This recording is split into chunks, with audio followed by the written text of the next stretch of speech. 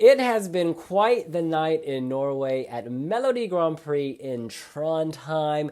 They brought to an end the biggest MGP of years. It was beset with technical problems, but there is also a beautiful winner to emerge from those technical problems. Should we talk about it? Let's do this!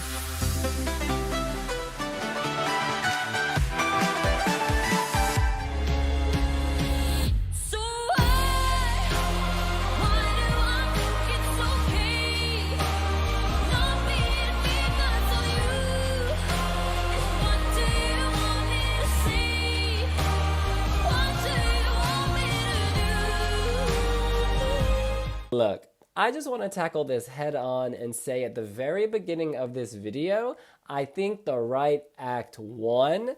Before we dive into the voting issues, let's discuss the winner on her own, separate from all of that. It is Ulrikke Brandstorp with Attention. This song had my attention from the first time I heard it. It looked great at the semifinal. I got major NRK MGP winners vibes then. I had them again tonight. On the bigger stage, she still filled it. I loved how her dress was sparkling, seemed to be radiating, the way it was reflecting the light. She looked magical. She sounded great. I'm feeling very, very good about this for Rotterdam. This has top 5 vibes to me already. I know it's early in the season, but this feels like a real contender. It's going to be one of the ballads of the year, definitely, and it could go even higher. Angus, first thoughts on Attention and Ulrikke? Yeah, I think totally agree. The right song won. In the lineup, the dress I disagree with. I preferred the dress in the semi-final. I don't think this is like a sequins and sparkles song. This is a sad song. She should be back in the black dress. That aside, that's semantics, because I do think she sounded fantastic tonight. I think, all of the acts elevated, and whenever the songs are kind of transplanted to this bigger space from a smaller arena in a semi-final context, there is an amount of kind of enlarging and growth and development that you see in the performance. But fundamentally, this stood out as a quality entry, and I think particularly, the running order entirely enhanced the impact of it as well, but there was a real kind of, an oomph, a weight, a depth to this. This is not kind of a disposable type song. This is a song that has impact and stays with you, and has memory. So yeah, I thought she sounded great. I think the staging is very good. Dress, I have questions about, but that's kind of an aside. She deserved to win. This is what we can say. Yeah, I think with the dress, maybe it's about the contrast with the background. This felt lighter to me overall. It felt brighter this time. And I do take your point that it is a dark song, actually. The black dress was banging. That was also amazing. But yeah, she killed it either way. I think it's unfortunate all this voting drama happened. In case you didn't watch, let us just quickly recap. So many people were voting in this online voting system, this new online voting system, that it crashed. And this was at the stage of the competition where they were narrowing from 10 to 4. And so rather than using the votes, they had to use a backup jury, a people's jury, which consisted of people from all across the country representing different age groups, etc.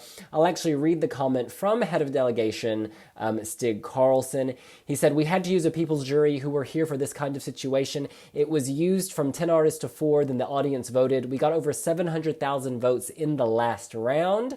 There are 30 people on this jury, who, of course, composed of a representative way from all over the country at different ages. It's a backup when things aren't going well. We were left with a winner who had been a favorite." Like, this song had been a favorite. There had been hype for weeks. So there's no surprise that the People's Jury also put it through.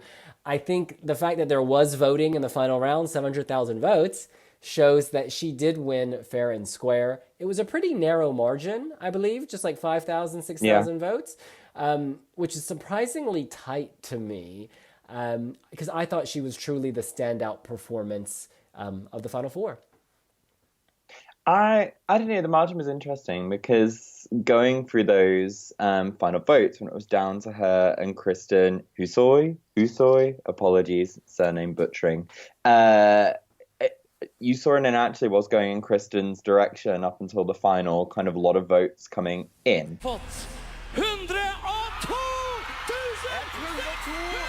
1000 stemmer. Og vi har en vinner!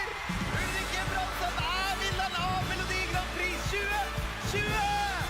2020! Which I have to say, on the one hand, I actually wasn't surprised on, because I thought that performance, and well, I don't know, we're kind of segueing onto it, but I actually thought she elevated and improved an awful lot tonight, and that is a classic example of a song that the live performance massively elevates it, and it comes across as being a much stronger kind of candidate entry and song. So I wasn't overly surprised by that. But then, yeah, at the end, it did come in Ulrikke's favour. So it was tighter. But yeah, I mean, I don't think the voting regularities, apart from perhaps the inclusion of I Am Gay in the final 4 songs, is maybe the only one that I would query from the jury side.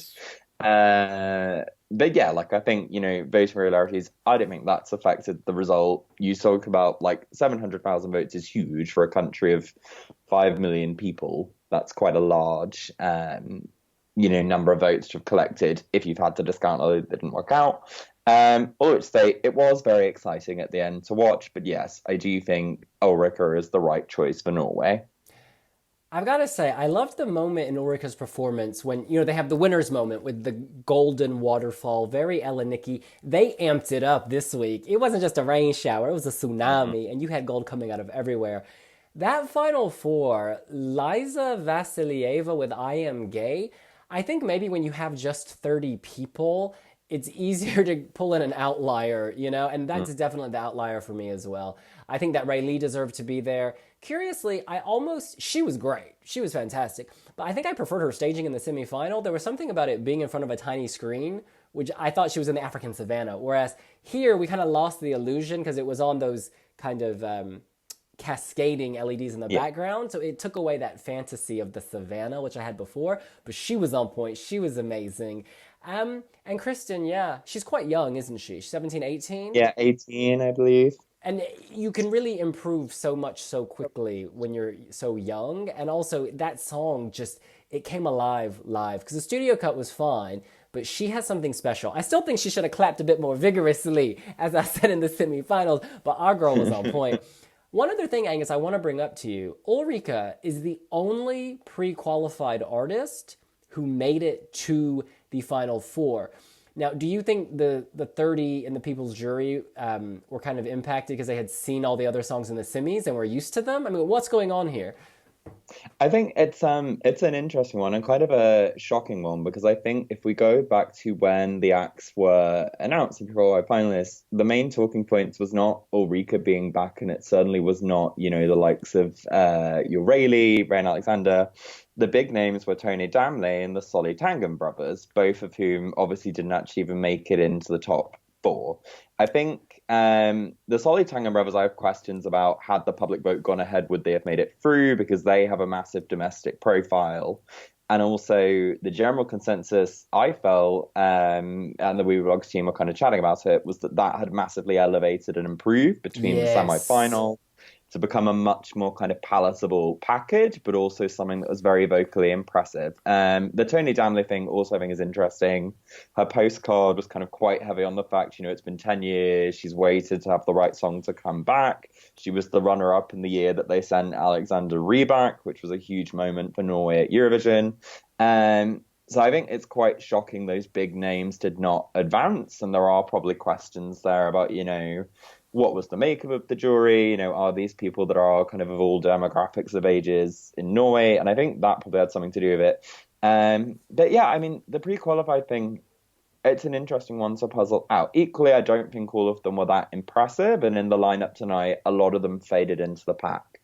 For example, I remember when we spoke about Rayleigh's semi-final, I was really keen on Sondre's song at the time and thought that it was very cool. But tonight, that just totally was lost because Ulrikke came straight afterwards, and that kind of blew him away. And even someone like Rain Alexander, I think, you know, you had Kristin, this very kind of earnest, serious 18-year-old above it. Then Tony Damley's kind of mid-tempo, downbeat, classical number. The sort of kind of camper or more... I don't know how to say it, but kind of, yes, this more kind of funner type Eurovision type entry where it's more of a party song and there's a Viking theme and stuff to it. that somehow pales in comparison or sort of loses its impact or seems an odder thing to vote for, I think. But certainly one of the big shocks of the night, I think, is the Solly Tangans being left out, if not Tony Damley as well. Their staging improved so much. In the semifinal, it was so weird. It almost came off as like a gay love story, even though they were obviously brothers. And then there were like little kids playing, so you're like, okay, so is it about brothers like growing up together? It was just very confused. So here, they rightfully got rid of the kids, got rid of the images of them growing up, because it was all just confused and muddled. And now it made a lot more sense. It was like, okay, they could be singing about lots of things. And it didn't feel as weird and creepy. Yeah. Yeah, it just came off very chic, very professional. I love Tone Damley's staging. I've got to be honest, the effect at the beginning where she's like singing to a wall, singing to you, and then it opens up and you see the stage. I just don't think the song was as good as the other songs at the end of the day. It's not as memorable. I would struggle to hum it right now. Yeah. But you know who I do remember is Akufi. She needs to come back. They need to internally select her one year or have her come back with another dance banger, because that song is fire. Yeah. I have to agree as well. And I like, it's a weird, we talk about the idea of balance, but it seems, I think if you look at the running order, there was almost kind of a neutralizing effect between these kind of more upbeat songs to kind of like, if you have a more serious one, it cancels out what has gone before, less than it being about the songs. Kind of finds it interesting. I think the Rayleigh one, that improved so much from semi-final one, I do say. Although I do believe there were some vocal issues in delivery tonight, which I think may not have totally helped her with that kind of like selling it and getting to point. And also I think going on first absolutely did not kind of help her chances of doing well either. She had the best. Yeah. She and Sondre had the best openings. Like in hers, I don't speak Norwegian, but very clearly she teaches aerobics or something, and it's like a family. And the older gentleman loved her, and he seems so emotional. And then with Sondre, he was born in Uganda with a twin sister, I think, and then he was adopted by Norwegian missionaries. It was all so touching. I was getting all the feels for both of them. This was just a really well produced show, and that's why the technical failures. It's a shame that will, to some people, overshadow what was a really, really great 6-week run. They've proven they can do this. They can make it work. They can capture the public's attention. They can have consistently amazing songs. This was a very good selection. There were lots of songs you could hear at Eurovision and that Norwegians could be proud of. So I think that despite the technical hiccups, I hope they all feel very good about what they've done. Absolutely. I mean, I think overall this is such a huge step forwards for it. And I think quality-wise, this is the best national final the Norwegians have had in a really long time. You know, I think you probably have to go as far back as kind of 2013 and Margaret Berger and Adelaine to get something that's kind of on a par quality-wise, where there's so many songs that people... Because if you look at this, like, Rayleigh, there were people that were fans of her and excited for her to win. Akuvi, you had people that were fans of Magnus Bock, and you had fans Kristin Husoy, Rain Alexander, Tony Damley, Ulrikke. There's like kind of 5 or 6 contenders, and that's a very high benchmark, because typically going into a national final there are 2 or 3 front runners and you've kind of discounted most of the lineup. That was not the case tonight. So I think technical problems handled with consummate grace and dealt with, and I think this is very high quality and it's produced a high quality end entry for them. So NRK's investment for the anniversary, I think, without wishing to jinx it ahead of the semi-finals, at this stage at least, would appear to have paid off. Yeah, final point for me, there are more songs I download from this selection than I would from Melfest at this point. Just keeping it real. And there are a lot more songs in Melfest, because we've had, 21 songs so far? And of these, I don't know the number. Oh, my math is evading me. But long story short, Norway slays.